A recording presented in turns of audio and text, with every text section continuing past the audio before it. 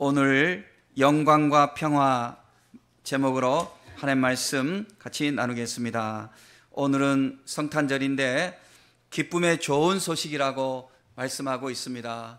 우리에게 기쁨의 좋은 소식이 되는 믿습니다. 하나님께서 믿는 성도들을 구원하시기 위해서 이 땅에 인간의 몸으로 오신 날을 기념하는 날이 성탄절입니다. 사람들은 즐거운 성탄절이라는 의미로 메리 크리스마스라고 인사합니다. 크리스마스라는 말은 라틴어로 그리스도를 위한 예배, 그리스도를 기념하는 예배, 이런 뜻입니다. 동정녀 마리아의 몸을 통해 이 땅에 오신 우리 주님, 그분은 우리를 구원하시기 위해서 십자가에서 제물이 되시기 위해서 오신 것입니다. 우리의 기쁨을 위해서 주님은 낮아지셨고, 우리는 축복을 누리면서 즐거워하는 이날, 주님은 자신의 몸을 우리의 구원을 위해서 제물이 되시기 위해서 오신 것입니다. 우리가 성탄절을 맞이해서 구주가 나셨으니 기뻐하고 축하하고 즐거워해야 하겠지만, 동시에 우리의 구원을 위해서 희생하신 주님의 사랑을 감사하며 온 정성을 다해 경배하고 주님께 사랑을 드릴 수 있는 성도들이 되어야 하겠습니다. 여러분들께서 기도하실 때에 사랑의 고백을 많이 하시길 바랍니다. 예수님 사랑합니다. 예수님 사랑합니다. 예수님 감사합니다. 예수님 감사합니다. 그렇게 고백하며 오늘을 기도하고, 더욱 평소도 그래야 되겠지만 더욱 감사하는 오늘 되시기를 바랍니다. 주님은 사람으로서 그 이름을 예수라고 하셨습니다. 뜻은 우리를 죄에서 구원할 자이시라는 뜻입니다. 동시에 주님은 하나의 거룩한 별칭이 있는데요, 그게 임마누엘입니다. 그것은 하나님이 우리와 함께 하신다는 뜻입니다. 우리가 요한복음 1장 14절 말씀을 주일날 나누었는데, 그 14절 말씀에 예수님은 말씀, 메무라라고 그랬습니다. 말씀이 육신이 되어 우리 가운데 장막을 치셨다고 그랬습니다. 그 말씀은 예수님이 우리에게 성전이 되어 주셨다는 말씀이라고 우리가 나눴습니다. 성전이 하나님을 예배하는 곳입니다. 성전이 하나님의 구원을 누리는 곳입니다. 예수님은 우리에게 성전이 되어 주시기 위해서 오셨습니다. 우리가 예배 드릴 수 있는 예배자가 될 수 있도록 주님이 길을 열어 주신 것입니다. 율법에 갇혀 있을 때는 이방인과 유대인들 사이에 담벼락이 있지 않습니까? 예수님의 십자가로 그 담이 허물어졌습니다. 누구든지 혈통으로나 육정으로나 사람의 뜻으로 되는 것이 아니고, 오직 예수 그리스도를 믿음으로 영접하면, 사랑으로 주님을 사랑하게 되면, 주님을 믿게 되면, 그 사람은 주님이 이 심령에 와서 성전이 되어주시고 내 심령 안에서 예배가 이루어지는 것입니다. 여러분, 예배는 형식 생각하게 되잖아요. 우리가 찬송하고 기도하고 헌금 드리고 말씀 듣고 이런 형식을 우리가 생각하게 되는데, 이런 형식은 그저 절차일 뿐입니다. 진짜 예배는 만남이 이루어지는 것입니다. 나와 하나님이 만나는 거예요. 하나님의 품에 내가 안기는 거예요. 하나님의 생명 안으로 내가 들어가는 것입니다. 이것이 예배입니다. 그래서 예배는 생명인 것입니다. 그러니까 우리 예수님은 우리에게 예배 드릴 수 있도록 성전으로 오신 것입니다. 그런데 이 예배가 예배되기 위해서는 성전에서 제물을 드렸지 않습니까? 인간이 짐승을 잡아서 드리는 제물은 상징성이었는데, 그것은 예수님의 영원한 제사, 십자가의 제사를 그저 심볼라이즈 한 것 뿐입니다. 진짜 제물은 예수님이십니다. 예수님이 우리의 제물이 되신 것입니다. 그리고 동시에 예수님은 우리와 하나님 사이에 다리가 되어 주셨습니다. 하나님 앞에 나갈 수 없는 우리를, 하나님을 볼 수도 없는 우리, 하나님을 부를 수도 없는 우리를 예수님이 하나님을 아빠라고 이렇게 부르시면서 우리도 예수의 이름으로 하나님께 누구든지 아버지라고 부르며 아빠라고 부르며 나갈 수 있도록 하신 것입니다. 그래서 예수님은 성전이시고, 예수님은 제물이시고, 그리고 예수님은 제사장이신 것입니다. 이렇게 우리의 구원을 위해서, 우리의 예배를 위해서, 우리의 생명을 위해서 주님이 오신 날이 성탄절입니다.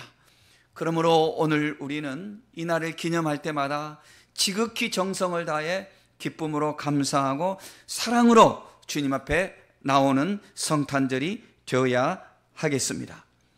그래서 예수님을 동시에 우리는 마치 이름처럼 그리스도라고 이렇게 부릅니다.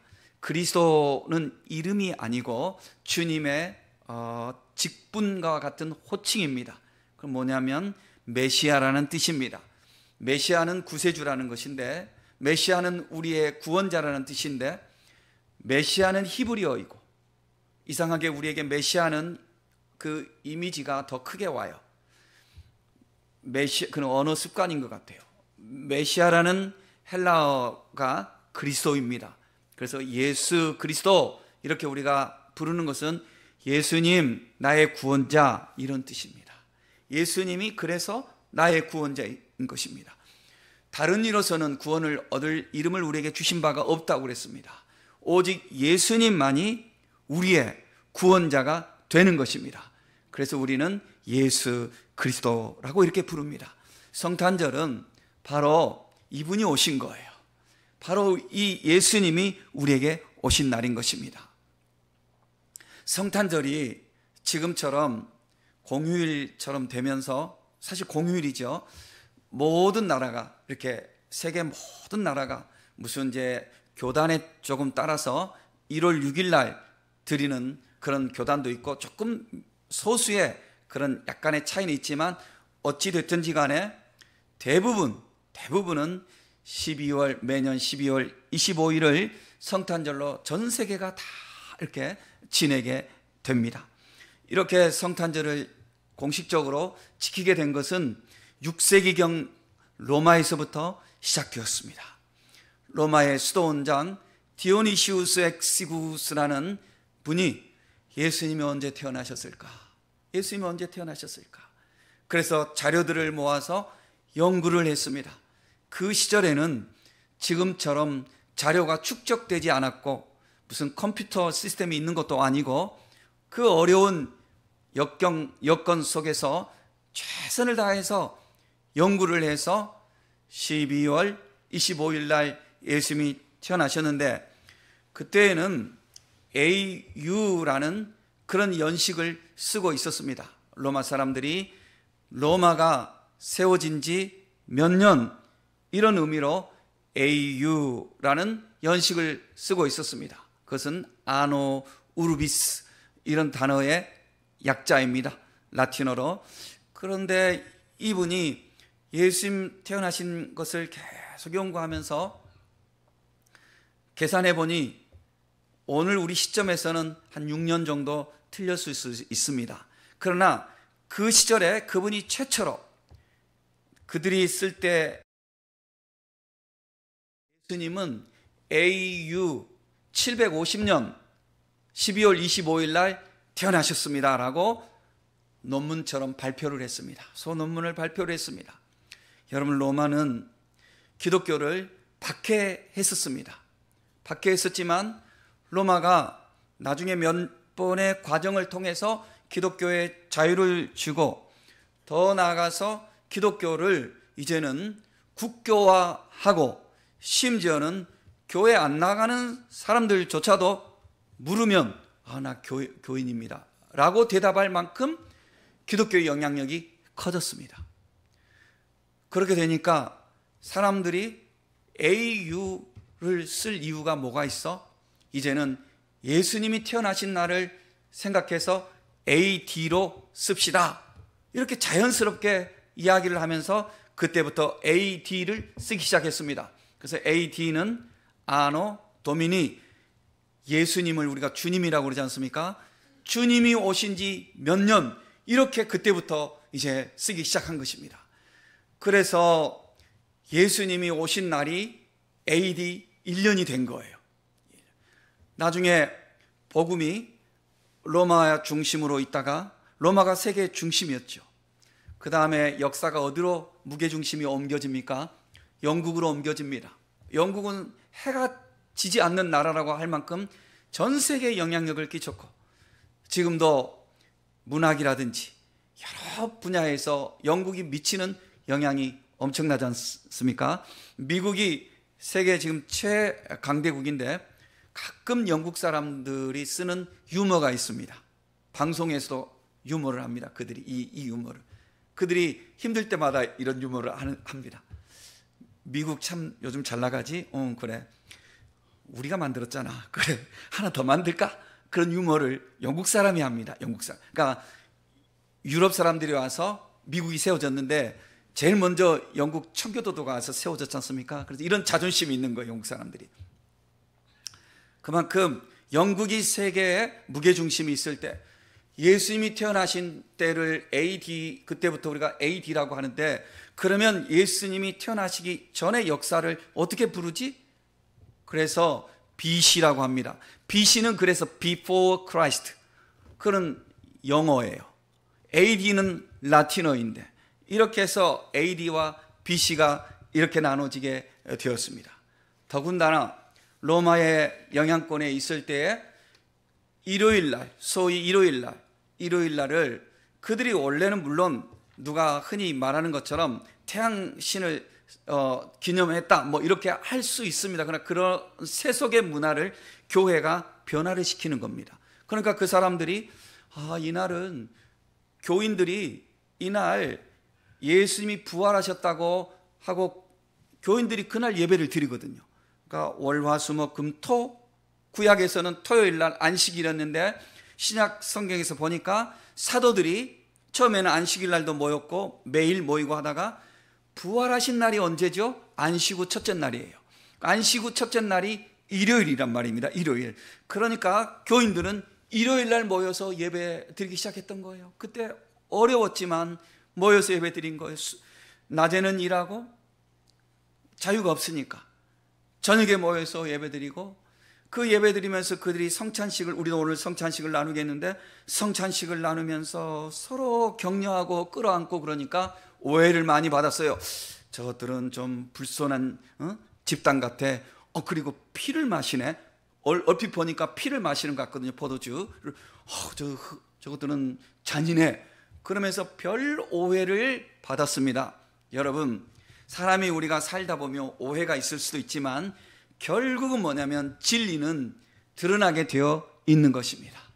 그래서 나중에 보니까 교회가 옳다, 저 사람들이 옳다는 의식을 갖게 되었고 교회를 인정하게 되었고, 그래서 일요일 날을 주일로 교인들이 선포하면서 로마가 공식적으로 이 날을 공휴일로 선포하게 되었고, 그래서 지금 전 세계 모든 사람들은 그들이 교회를 가든지 안 가든지 일요일을 공휴일로 하고 있는데, 하나님이 원하시는 것은 이날은 예배해라, 이날은 예배 드려라. 그렇게 하나님께서 우리에게 세워주신 것입니다. 역사를 섭리하시는 하나님, 역사를 주관하시는 하나님, 그 역사의 중심에 쓰임받는 우리 성도들 되어야 할 줄로 믿습니다.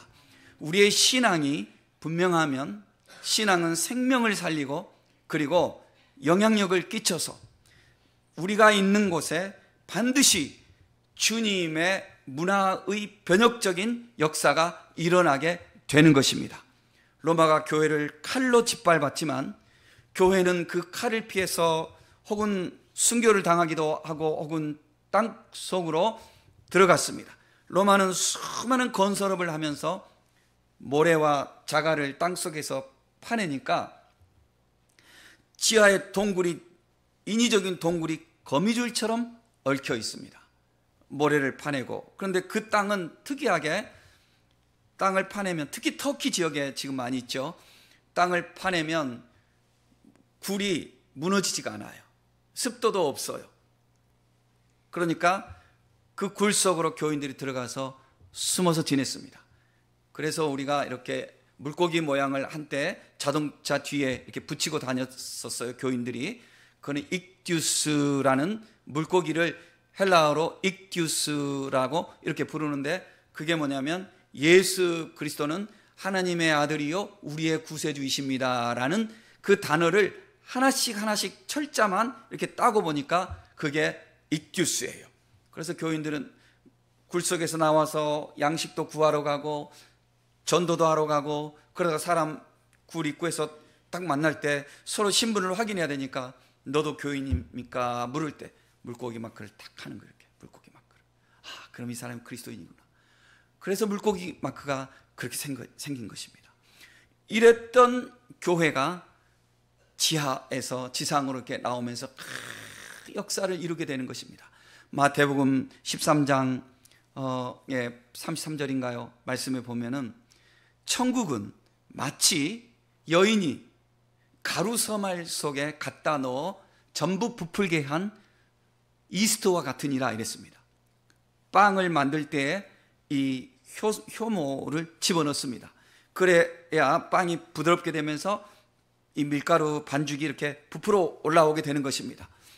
이스트는 밀가루 속에 들어가면, 반죽하면 흔적 없이 다 녹아져 버립니다. 누가 봐도 이것은 밀가루입니다. 그런데 그 밀가루는 효모가 원하는 대로 부풀어 오르는 것입니다. 그러면 밀가루가 이 이스트를 집어삼켰는데 밀가루가 이스트를 지배한 겁니까? 아니면 이스트가 밀가루를 전부 부풀어 오르게 했으니까 이스트가 밀가루를 정복한 것입니까? 내가 희생하고 내가 내어주고 내가 지는 자가 되었지만, 세상 앞에서 내가 그렇게 살았지만, 십자가를 졌지만, 결국은 역사는 내 속에 있는 생명이 세상에 드러나서 세상이 바뀌게 되는 것입니다. 이것이 복음의 능력입니다. 혈기로 이렇게 되는 것이 아니라 사랑으로, 진리로 이렇게 되는 것입니다. 여러분, 우리의 신앙이 분명하여서 내 이웃을 이와 같이 변화시킬 수 있는 성도, 내 가정을 이와 같이 변화시킬 수 있는 성도, 이 사회를 그리스도인이 있으면 망하지 않는다고 하지 않습니까? 기도하는 어머니가 있는 한 그 자녀는 망하지 않는다 하는 유명한 말이 암브로시즈가 한 말이 있습니다. 여러분, 기도하는 백성이 있을 때 그 사회, 그 나라는 하나님의 복을 누리게 되어 있는 것입니다. 오늘 이 시절에 우리들 모두 사실 마음이 불편한 시절을 살아가고 있습니다. 정치하는 것을 보면, 나라 이렇게 돌아가는 것을 보면 우리가 모두 불편합니다. 감정 싸움만 있는 것 같습니다.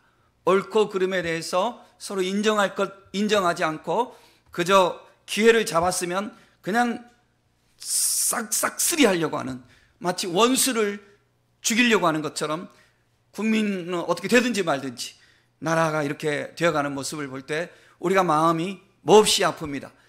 그렇다 할지라도 여러분, 교회 나온다고 다 참된 그리스도인도 아닌 이 시절에 여러분, 우리 감나물려와 같은 우리 한 사람 한 사람들이 진정 예수 그리스도를 가슴에 품고 믿음으로 우리 자리를 지키면서 주 앞에 기도하면서 나아가게 될 때에 우리가 있는 곳에 하나님의 역사가 일어나고, 우리가 있는 사회에 하나님의 손길이 펼쳐지게 되고, 교회가 있는 곳에 하나님의 진리가 세워지게 되어서 나라도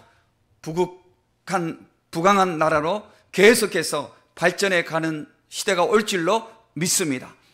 오늘 우리는 이 믿음을 가지고 예수 그리스도를 믿는 자답게 믿음 생활을 잘할 수 있는 성도들이 되어야 하겠습니다. 목동들에게 천사들이 찾아왔습니다. 예수님을 가서 경배한 최초의 외부 사람들은 성경에 볼 때에 목동들이지 않습니까? 들에서 양을 치는 이 목동들에게 천사가 찾아와서 예수님이 태어나실 것을 가르쳐주고, 그럴 때 목동들이 깜짝 처음에 누구든지 놀랄 수 있지 않습니까? 놀라고 있을 때 천군이 내려와서 천군 천사들이 하늘에서 선포하며 찬송을 했습니다. 그 찬송이 지극히 높은 곳에서는 하나님께 영광이요, 땅에서는 기뻐하시는 사람들 중에 평화로다 그랬습니다. 여러분, 지극히 높은 곳에서는 하나님께 뭐라고요? 영광이요, 땅에서는 하나님이 기뻐하시는 사람들 중에 뭐라고요? 평화라고 그랬습니다. 하나님께는 영광이요, 그리고 사람들에게는 평화라고 그랬습니다. 아무나 평화가 아니라 하나님의 기쁨을 입은 사람들 중에 평화라고 그랬습니다. 성경에서는 하나님의 영광을 말할 때 어떤 상황에서 말하냐면 하나님의 뜻이 성취되어지는 그 실존을 하나님의 영광이라고 그럽니다. 하나님의 뜻이 이루어지는 것, 하나님이 여기 계시면 일어날 수밖에 없는 사실이 현실로 되어지는 것, 그것이 영광입니다. 여러분, 주님이 여기 계시면 우리에게 만약에 아픔이 있으면, 고통이 있으면 아픔과 고통이 사라지고, 죽음을 주님이 해결해 주시고, 우리의 무지를 주님이 밝혀주시고, 어둠이 물러가게 하시고, 주님이 여기 계시면 주님의 뜻이, 주님 되심이 드러나게 됩니다. 이것이 영광입니다. 예수님이 여기 계시면, 예수의 이름을 부르고 예수님이 여기 계시면 하나님의 영광이 나타나게 되는 것입니다.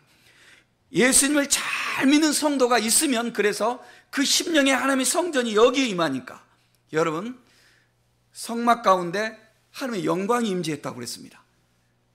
예수님이 우리의 성전이신데, 예수님을 우리가 진심으로 모시면, 여기에 성전이 세워지면 하나님의 영광이 여기에 함께합니다. 이것이 영광입니다. 그러니까 이 영광을 입는 사람들이 하나님의 기쁨을 입는 겁니다. 하나님의 기쁨을 입으면 그것이 뭐라고요? 우리에게 평화라고 그랬습니다. 평화는 무엇입니까? 갈등과 결핍이 없는 상태입니다. 고통이 없는 상태예요. 갈등과 결핍이 없고 필요가 충족이 되어지는 상태입니다. 무료함이 아니라 기쁨이 충만한 상태입니다. 이것이 평화입니다. 우리가 주일마다 샬롬하고 히브리 말로 인사를 하고 있는데, 그 말에는 이 평화가 여기에 담겨 있는 것입니다. 그게 평화라는 말입니다.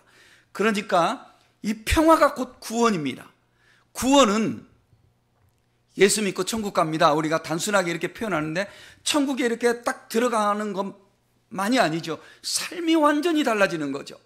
결핍과 갈등이 없고 어떠한 걱정과 근심과 불안과 두려움이 다 해소되어지는 충만한 상태.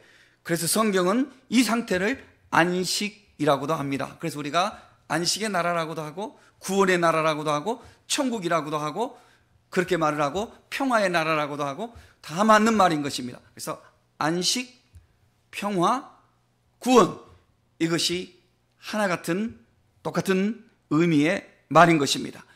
이 안식과 이 평화와 이 구원을 주시기 위해서 예수님이 오신 날이 성탄절인 것입니다. 오늘 우리는 이 의미를 깨닫고 하나님의 영광이 내 심령 속에 임하고, 그때 내가 누리게 될 평화를 기쁨으로 감사함으로 믿으면서 오늘 이 복된 성탄절을 기념하는 사랑하는 성도들 되시기를 예수님의 이름으로 축복합니다.